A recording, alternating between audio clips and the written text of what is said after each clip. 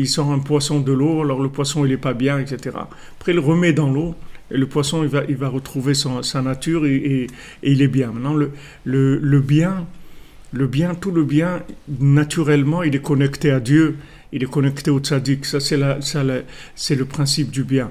Maintenant quand ce bien-là, il est, il est mélangé avec le mal, alors il faut opérer pour sortir le bien du mal, pour pas que le mal il garde le bien emprisonné. Comment on va opérer? On va opérer les 10 chants, les 10 mélodies du Tikkun HaKlali. Ces 10 mélodies, elles vont arriver à reconnecter le bien vers sa racine, qui sont les 10 paroles, les 10 commandements, les 10 paroles de la création. Comme Hachem il l'a conçu, le monde. Hachem il a conçu le monde qui est 10 paroles de la création avec les 10 commandements.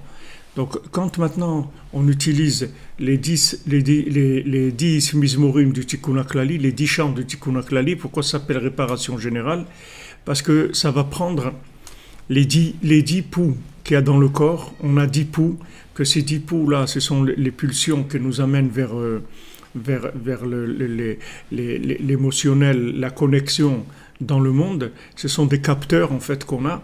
On a 10 capteurs dans le corps et ces capteurs là, alors ils vont les capter dans la nature, ils vont les capter les choses dont ils ont besoin pour se nourrir.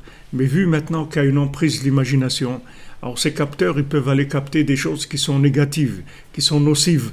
Alors qu'est-ce qu'il fait le Tikkun HaKlali? Pourquoi il s'appelle réparation générale? Parce qu'il va réparer le fonctionnement de ces capteurs de manière à ce que ces capteurs ils aillent capter que ce qui est bien pour l'âme et pour le corps aussi, mais qui vont capter que le bien. Ils vont les capter le bien dans le monde. Donc c'est pour ça que ça s'appelle réparation générale.